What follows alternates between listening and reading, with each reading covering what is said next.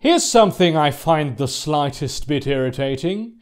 Motherfuckers who claim that creative people, and artists in particular, contribute nothing to society. The argument usually goes like this.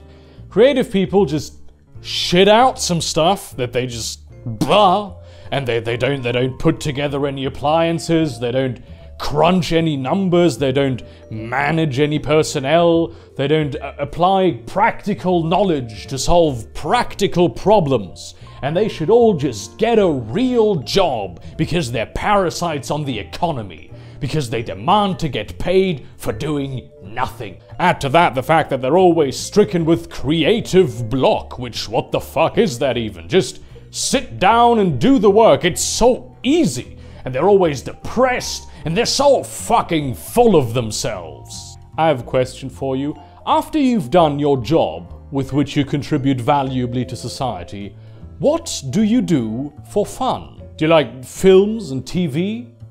Do you read novels, maybe short stories, or even, God forbid, poetry?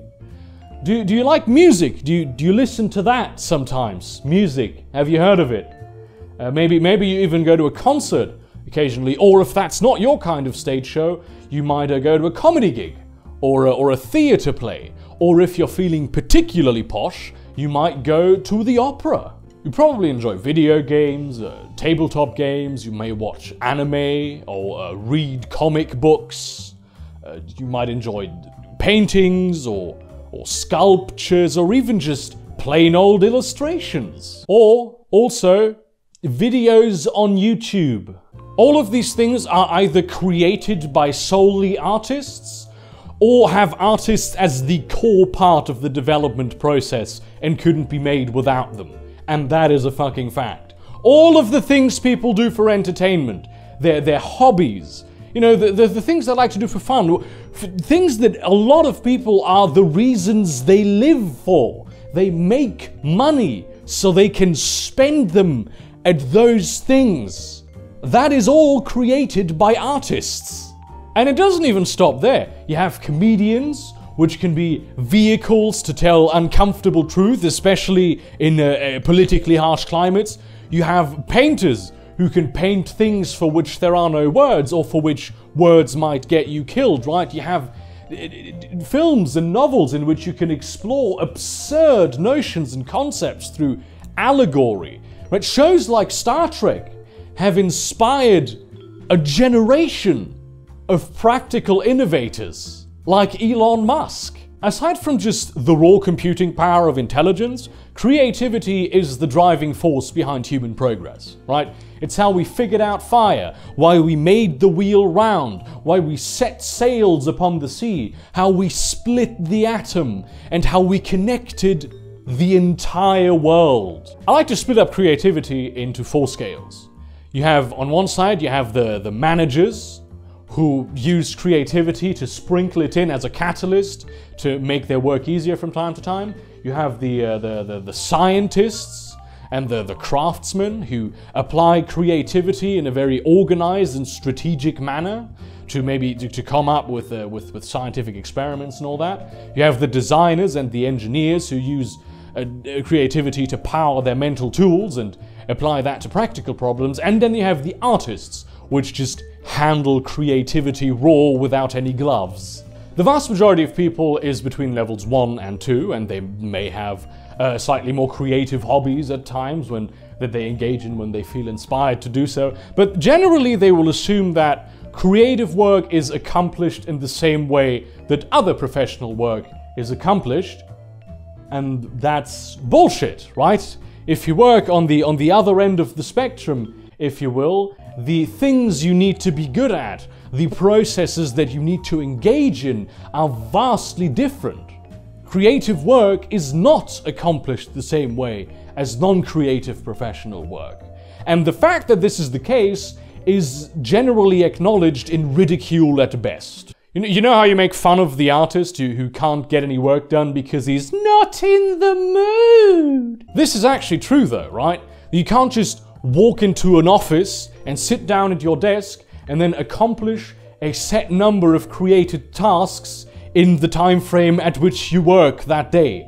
That is not how it works. You might go into your workshop, your atelier, your whatever you work out of, and go in there, and then nothing comes of it for just 8 hours. Just, you can't do anything.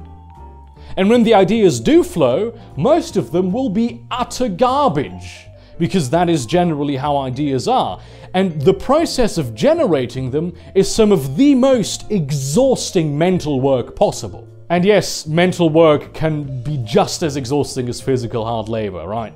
Just ask a jet pilot, or a stenographer, or a simultaneous interpreter. They'll tell you. One of the key skills in creative work is an ability to consistently generate good ideas and be able to recognize them as such.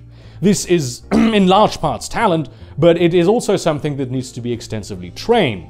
Now, the other key skill to doing creative work, at least if you want to be a good artist, is that you have to hate yourself. That's right, you have to hate yourself and everything you have ever done. Self-doubt will be the first thing you feel when you wake up in the morning, and it will be the last thing you feel when you go to sleep at night. This is why big artists are often mentally disturbed or fall off the wagon and become shit. Because if you're on top of the world and everybody just keeps on telling you that you're the best thing that has ever happened ever in the history of ever, you might fall under the false impression that you are not a worthless piece of shit. Now, if you are afflicted by this delusion, the quality of your work may suffer. It doesn't have to, but it might. This is why artists are just generally fucked in the head. This is how a comedy giant, a demigod, an unquestioned grandmaster of his craft, beloved by all, across the board, like Robin Williams, can just go ahead and kill himself, right? His depression was one of the things that kept him humble and that kept the quality of his work up, because he never slacked. But it was also the thing that ended up killing him. Of course, most of the time things do not end this horribly, and that's a very good thing. But artists do have a different mindset, and that's why they're a bit kooky. To be good at a creative pursuit, you have to immerse yourself in it at all times. It alters the way you think, fundamentally. Artistic jobs are not 9-to-5 jobs. Artists are always working, even when, and specifically when they are not working. It's called inspiration, and it strikes at the weirdest time, but you also have to learn to work with it when you don't have it. And that is very difficult. That is a skill that most people do not have. And even that's a skill that most artists do not have. Don't think that I'm putting artists on a pedestal and declaring them a better form of human. You do not want to be an artist. Trust me, I know. It's not something that you want in your life. But luckily you don't have to be an artist to do great creative work, right? There's a lot of Steven Spielberg, for instance. Not an artist, but he's done some fantastic movies. He is an artist in the traditional sense. He is not an artist in the esoteric sense. Many people just think that they could write a novel. I mean, they have an idea for it, so just sit down at the desk and put the words to paper. How hard can it be? I always tell them that they can't, because if you have never written a novel and you think that it's easy, you don't know what you're talking about. You will find out if you ever do try, and if there is a novel in your head that you really feel like you need to write, do it. Really do it. Try it. Even if you fail, you will learn a whole lot from it and gain a whole lot of new practical skills that you can apply in other things that you will find completely unrelated. You will be surprised how great of a learning experience failure is, which is also something that creative people need to learn. Failing is a good thing. And who knows, maybe if you try it, maybe you'll find out you have a knack for it, or you like doing it. It's entirely possible. The point of all this is very simple. Everyone who thinks that artists are just lazy cunts who should get a real job and stop being parasites, stop yammering about how difficult their life is when all they produce is maybe a painting in 3 months. All of those people are either bitter about having failed their own creative pursuits, or have never even attempted to do any creative pursuits of their own, so they don't know how it works. And yes, this includes you people who tell YouTubers that they shouldn't worry about the adpocalypse and why are they making a Patreon? Art should be a craft of a passion of the heart, and you know, you can pay the bills with a day job, because day jobs aren't at all exhausting. And if you've never done anything creative in your life, that is completely okay. There is no need for anyone to be an artist. If everyone was an artist, nothing would ever get done.